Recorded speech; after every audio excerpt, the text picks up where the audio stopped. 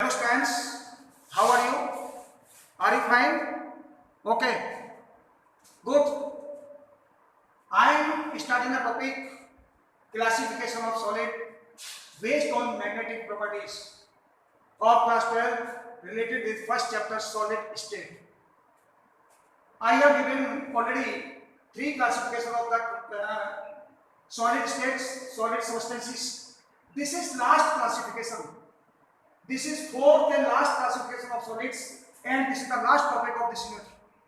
Okay, so that देखिए there are five types of solids based on magnetic properties. That is number one, diamagnetic substances. Number second, paramagnetic substances. Number third, ferromagnetic substances. Number four, anti-ferromagnetic substances, and number fifth, ferrimagnetic substances. Attention on the spelling. Ferrimagnetic. This is ferromagnetic. This is ferromagnetic. This is minor difference. Ferrimagnetic, ferromagnetic. Do not do the mistake in the spelling. Now I am starting the first topic. Diamagnetic substances. What are the diamagnetic substances? These are weakly repelled by the magnetic field and do not have any unpaired electrons. The substances which do not have any unpaired electrons are called diamagnetic substances. यानी जिनके अंदर एक भी electron unpaired नहीं होता है, सारे के सारे इलेक्ट्रॉन पेयर्ड होते हैं. All electrons are paired in the substances are called diamagnetic substances. As you can take NaCl. NaCl ले लीजिए आप. NaCl की मैंने I have given the example. NaCl, benzene, vanadium pentoxide, etc. NaCl, I want to make the structure of NaCl. The electronic configuration of NaCl 281 and the electronic configuration of chlorine is 287. Here one electron is present in outermost orbit. Here 7 electrons are present in outermost orbit. This one electron to fill outermost orbit, to fill up the 8 electrons in outermost orbit, and this has one electron. This wants 7 electrons to fill this orbit, and this wants only 1 electron. So electron of sodium will enter into the chlorine. After that, the electron configuration of sodium will be 28 and chlorine 288, and the charge of sodium will be plus and chloride will be -1. After that, you can take the electron configuration 28. 28 means क्या है? देखिए 28 1s2 2s2 2p6 1s2 2s2 2p6 1s2 2s2 2p6. Here 8 electrons. 2 and 6 are 8. S suborbital S subset contains only one orbital, only one. So here 2 electrons are paired. This has only one orbital. This is paired. These are paired electrons. P contains 3 orbitals. Px, Py and Pz, naming 1, 2, 3, 4, 5, 6. No any unpaired electrons present in these orbitals. इसमें देखिए कोई भी electron unpaired नहीं है, सारे electron paired हैं. इसी प्रकार से आप इसका कर लेंगे 288 है. कोई भी इलेक्ट्रॉन अनपेयर्ड नहीं होगा, और जब अनपेयर्ड नहीं होगा, you know very well the unpaired electrons is free electron, so that give the property of the electric conduction and magnetic conduction. In the metals, free electrons is responsible to flow the electricity, and in the electrolytes, free ions are responsible to flow the electricity. Okay, very well. Now I am starting the second topic. paramagnetic substances. These are attracted by magnetic field. You are seeing the difference between these. Deeply repelled or attracted. This is difference between these. ये attract करेंगे, ये magnetic field के साथ attract होंगे और ये repel होंगे, भागेंगे, दूर की ओर भागेंगे। ये अट्रैक्ट होंगे उसकी ओर, attracted by magnetic field and have unpaired electrons. इनमें अनपेयर्ड इलेक्ट्रॉन होंगे। और ध्यान रखिएगा, जिसमें अनपेयर्ड इलेक्ट्रॉन होता है, यानी जिसका जोड़ा नहीं बना होता, वो अनपेयर्ड होता है। और जिसका जोड़ा नहीं बना होता, मैं आपको घरेलू एग्जाम्पल देता हूं, जिसका जोड़ा नहीं बना होगा वो भटकता हुआ प्राणी होगा। जिसका जोड़ा बन जाता है, यानी कि उसकी मैरिज हो जाती है, तो वो सेटल्ड हो जाता है कि मुझे परफेक्ट टाइम पे घर पहुंचना है, कहाँ जाना है, कहाँ आना है, बिल्कुल सेटल लाइफ हो जाती है उसकी। और जिसका जोड़ा नहीं बनता है, जिसका पेयर नहीं बनता है, वो उसका लाइफ सेटल नहीं होती, वो कहीं भी जा सकता है, फ्री होता है, दैट इज फ्री।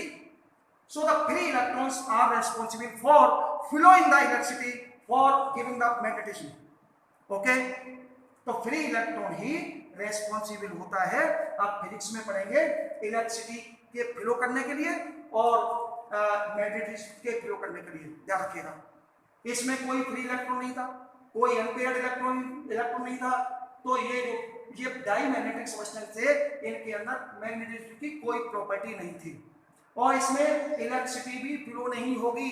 मैं आपको बता दूं, NaCl is not conductor in solid state, in molten state, in liquid state it is conductor, because in molten state, in liquid state, NaCl gives Na plus and Cl minus free ions that are responsible for the flowing of electricity. Now you can see in the board, you are seeing some examples. Hydrogen, helium, lithium. Electron configuration of hydrogen is 1s1. You can write 1s1. Here only one electron is present in s orbital. Helium 2he. This contains 2 electrons, so the electron configuration of this will be 1s2. S contains 2 electrons, so these will be paired electrons, one upward and one downward. Lithium, its atomic number is 3, so the electron configuration of lithium will be 1s2 and 2s1. These are 2 electrons, these 2 electrons are paired, but this is unpaired, only one electron है, ये unpaired electron है। This unpaired electron is responsible to give the property of paramagnetic, or these are paired electrons, so this is dimagnetic substance, or this is unpaired electron, so it is paramagnetic. Okay, these two are paramagnetic, this is dimagnetic. And now I am starting third type of solid, ferromagnetic substances, जिसको आप कहते हो ना कि चुंबक के साथ चिपक जाते हैं।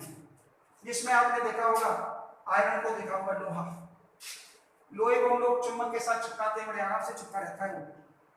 कोबाल्ट, निकेल, इनके अंदर भी ये प्रॉपर्टी होती है, लेकिन भले ये चुंबक से ना चिपकते हो, लेकिन प्रॉपर्टी होती है, अंदर थोड़ी सी प्रॉपर्टी होती है। लोहे को हम लोग इजीली चिपका लेते हैं। अब देखिए इसके बारे में, these are attracted by the magnetic field and so paramagnetism even till the absence of magnetic field. अब इसमें डिफरेंस देखें, इसमें जो है ना एक बात आई, लॉस या lose magnetism in the absence of magnetic field. Magnetic field में जब इनको हम रखेंगे, सपोज आपने मान लीजिए ये पैरामैग्नेटिक सब्सटेंस है, आपने यहाँ मैग्नेट लगाएंगे तो ये उसके साथ अट्रैक्ट होगा, इसके अंदर मैग्नेटिज्म की प्रॉपर्टी आ जाएगी। लेकिन जब इसको मैग्नेट को आप अलग कर देंगे, इसको अलग कर देंगे, तो इसके अंदर कोई भी मैग्नेटिज्म की प्रॉपर्टी नहीं होगी। ये जैसा का तैसा वैसा ही हो जाएगा, जैसा पहले था। बट इसमें आप देखें, even till the absence of magnetic field, अगर आप मैग्नेटिक फील्ड हटा देते हैं इसमें से, तो उसके बाद भी ये परमानेंट मैग्नेट बन जाते हैं। परमानेंट मैग्नेट लोहे का बना होता है। आपने मैग्नेट के सपोर्ट में इसको रखा, फील्ड में रखा, तो बहुत समय तक इसको रखा रहने दीजिए, उसके बाद ये परमानेंट मैग्नेट बन जाएगा। आप भले ही मैग्नेट को हटा दीजिए, नो एनी प्रॉब्लम। आप नॉर्थ साउथ डायरेक्शन में आप एक आयरन की रॉड को जमीन के अंदर गाड़ दीजिए, तो जमीन भी जो है ना, अर्थ जो हमारी नॉर्थ साउथ जो पोल पोल है वो भी उसके अंदर मैग्नेटिज्म की प्रॉपर्टी बिलो कर देंगे उसके अंदर। उसके बाद रॉड को जब उठाएंगे लोहे की रॉड को, तो वो भी एक मैग्नेटिज्म की तरह से काम करेगा। अब आता है देखिए anti ferromagnetic substances, opposite of this is ferromagnetic and this is anti-ferromagnetic. These have net magnetic moment zero due to compensatory alignment of magnetic moment as manganese oxide, manganese dioxide, ferrous oxide etc. इसमें आप देखिए, यहाँ पर देखिए 4th number पर मैंने दिखाया है, इनमें जो इलेक्ट्रॉन आप देखेंगे, कुछ इलेक्ट्रॉन उधर को जा रहे हैं, कुछ इलेक्ट्रॉन इधर को आ रहे हैं। सेम नंबर ऑफ इलेक्ट्रॉन आप देखिएगा 1 2 3 और 1 2 3 1 2 3 1 2 3। ये फिजिक्स में आप टॉपिक पढ़ेंगे मूवमेंट, मूवमेंट जो टॉपिक पढ़ेंगे, अगर मान लीजिए इन इलेक्ट्रॉन का मूवमेंट पॉजिटिव आता है सपोज, और अपोजिट डायरेक्शन होने के कारण इनका मूवमेंट जीरो हो जाएगा, वो तो नेगेटिव हो जाएगा। These are same in numbers 1 2 3 and 1 2 3, number same है, तो जितना मूवमेंट इनका आएगा पॉजिटिव उतना ही मूवमेंट इनका नेगेटिव आएगा, कि इनका पॉजिटिव आएगा उतना ही इनका नेगेटिव आएगा, क्योंकि नंबर इनकी सेम है और डायरेक्शन अपोजिट है, तो इनका जो नेट मूवमेंट आएगा वो जीरो हो जाएगा। और नेट मूवमेंट जीरो होने के कारण इनके अंदर जो फेरोमैग्नेटिक की जो प्रॉपर्टी थी वो इनके अंदर नहीं होगी, ध्यान रखिएगा। अब आता है last 5th number, ferrimagnetic substances. These substances have a net dipole moment due to unequal parallel and anti-parallel alignment of magnetic moments. इसमें क्या है देखिए, वैसे तो आप थोड़ा सा जल्दी जल्दी में देखेंगे तो दोनों डायग्राम आपको एक ही नजर आएंगे कि वो सेम वही कॉपी करके पेस्ट कर दिया यहाँ पर, लेकिन ऐसा नहीं है। आप देखें, ध्यान से देखें, ये 3 इलेक्ट्रॉन्स और 3 इलेक्ट्रॉन्स सेम है नंबर में, अपोजिट डायरेक्शन है, बट हियर 1 2 3 की डायरेक्शन एक है, लेकिन इधर में 2 दिखाई है, इधर देखिए 3 दिखाए, इधर 2 दिखाए, ये 2 दिखाए, but you can change the number if you want. जरूरी नहीं है कि आप 3 ही आप 2 लें, आप अपने हिसाब से डायग्राम बनाइए, नो प्रॉब्लम, लेकिन नंबर डिफरेंट होनी चाहिए। उधर को मैं 3 दिखाए, इधर को 2 दिखाए हैं, इसका मतलब क्या है, इनका जो मूवमेंट आएगा उनसे इनका कम आएगा, क्योंकि 2 है यहाँ पर, वहां 3 है, तो जब इनका नेट मूवमेंट निकालोगे तो नेट मूवमेंट इनका जीरो नहीं आएगा। जब जीरो नहीं आएगा तो ये फेरीमैग्नेटिक सबस्टेंस कहलाएंगे। ध्यान रखिए इस बात को, इसका एग्जांपल मैंने दिया है, फेरस ऑक्साइड Fe3O4 एटसेट्रा। ध्यान रखिएगा, today I have discussed this topic, this is last topic, this was last topic of first unit.